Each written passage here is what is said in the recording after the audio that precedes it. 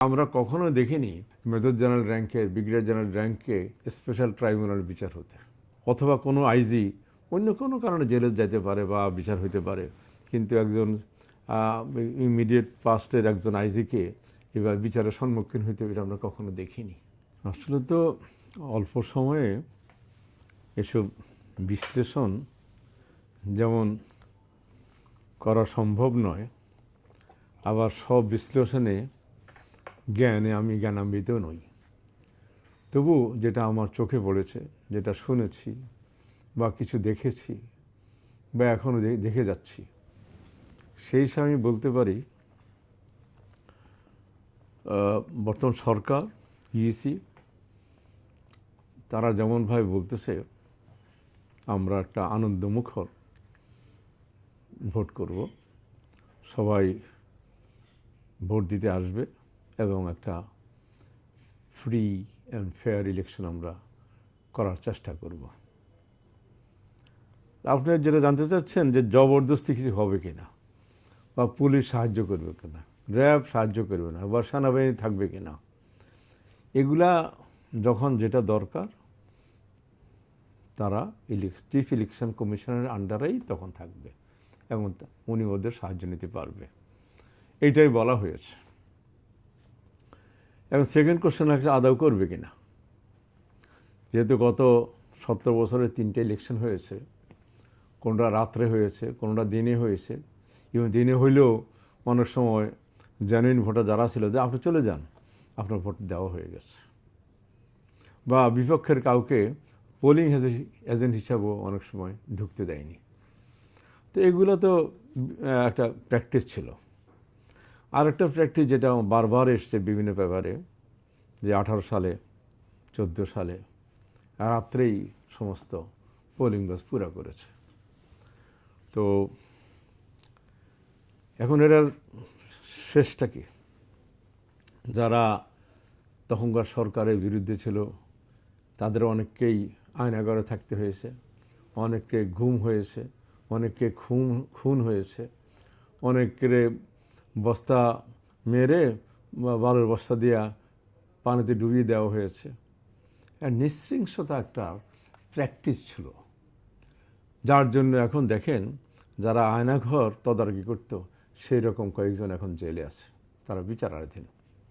বাংলাদেশের ইতিহাসে হয়তো দুই একটা খুর সময় 2-4 জনকে কোর্ট মার্শাল করা হয়েছে, কিন্তু আমরা কখনো দেখিনি মেজর জেনারেল র্যাঙ্কে, ব্রিগেডিয়ার জেনারেল র্যাঙ্কে নর্মাল স্পেশাল ট্রাইব্যুনাল বিচার হতে, হ্যাঁ, অথবা কোনো আইজি অন্য কোনো কারণে জেলে যেতে পারে বা বিচার হইতে পারে, কিন্তু একজন ইমিডিয়েট পাস্টের একজন আইজিকে এবার বিচারের সম্মুখীন হইতে এটা আমরা কখনো দেখিনি।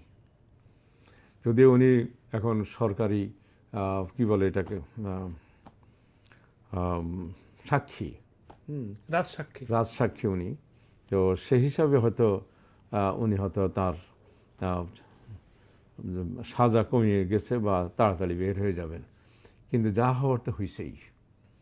সবার চোখের সামনেই ডিবি হারুন, ওই চাপিয়ে চাপিয়ে কথাগুলো মনিরুল, এরা তো বিপ্লব কুমার, এরা তো যখন যা মন চাইছে তখন তাই করেছে। অনেক মিথ্যাকে সত্য বানিয়েছে, অনেক সত্যকে মিথ্যা বানিয়েছে, অনেককে জঙ্গি তকমা লাগিয়েছে, তাদেরকে ধরে মেরেও ফেলেছে, অনেককে ক্রস ফায়ারে দিয়েছে। এটার জন্য আমি আগেও একবার বলেছি, যখন মানুষ কাল্ট প্র্যাকটিস করে, বিদেশে আছে এরকম কিছু কাল্ট প্র্যাকটিস করে, তারা এক সময় ওই ইন্দ্র রক্ত খায়, এরপরে কখনো বিড়ালে জবাই করে এর রক্ত খায়, এর শেষ প্র্যাকটিসটা হলো কোনো বাচ্চাটা চুরি করে নিয়ে ওদের রক্ত খাইতো। তখন এদের মধ্যে দয়া মায়া আর কিছু থাকে না। আমি সত্যি নিজে অবাক হই, এনারা সবাই দেশি সন্তান, অনেকে অনেক একটু ভালো মানে উচ্চ মানে লেখাপড়া এবং পয়সা কড়িওয়ালা ফ্যামিলিও আছে, আবার মধ্যবিত্তের থেকেও অনেক এসছে।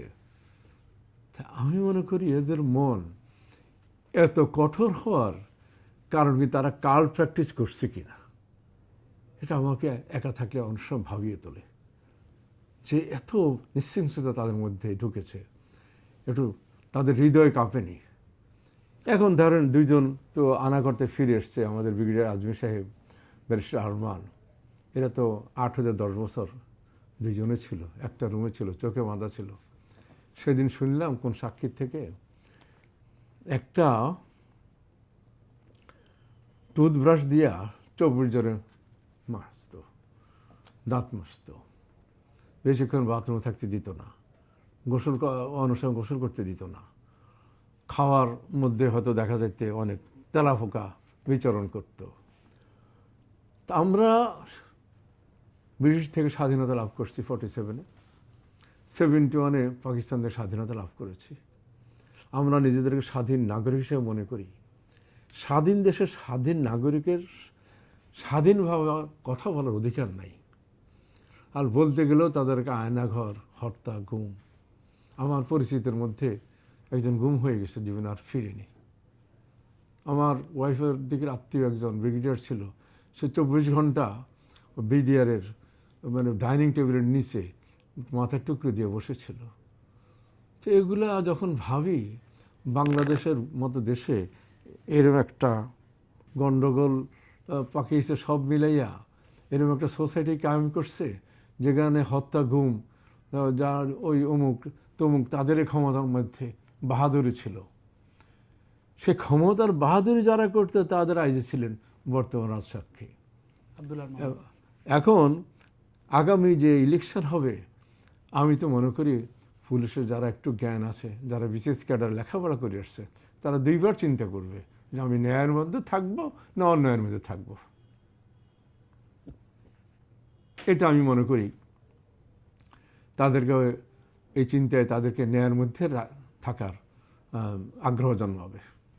আমি বলি, বহু আগে আমি লন্ডন রিজেন্ট পার্কে একটা খুতবা শুনেছিলাম।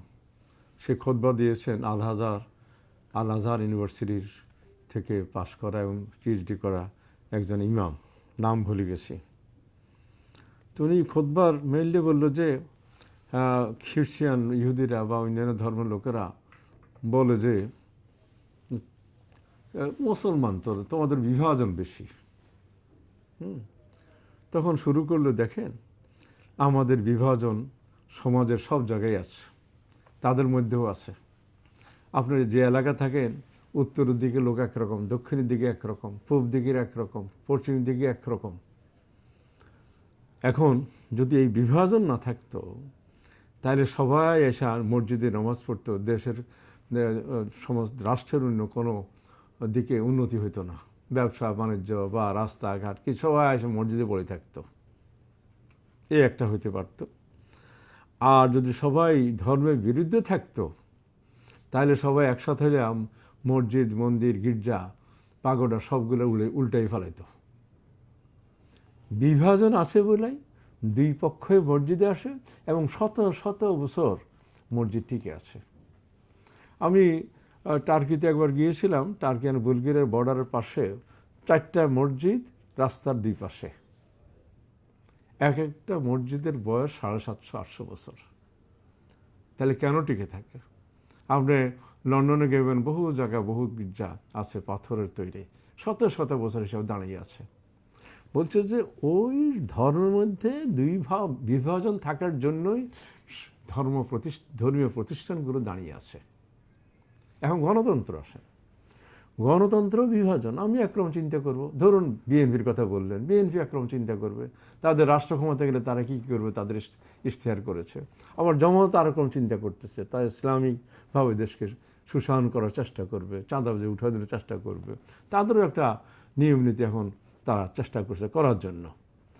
এখন এগুলো যখনই পাবলিকের কাছে যাবে, সবাই তো আর বোকা না, কিছু পাবলিক ভালোভাবে বোঝে যে আমাদের জন্য কোনটা মঙ্গলজনক। পার্টিগুলো ভোটারদের কাছে তাদের এই মেসেজগুলো যে যত বেশি পৌঁছাতে পারবে, তারাই ভোটে উইন করবে। এবং এই বিভাজন গণতন্ত্রের জন্য মঙ্গলজনক। এই বিভাজন দেশের শান্তি, শৃঙ্খলা, স্বাধীনতার জন্য মঙ্গলজনক। একজন খারাপ করতে গেলে আরেকজন দাঁড়িয়ে যাবে।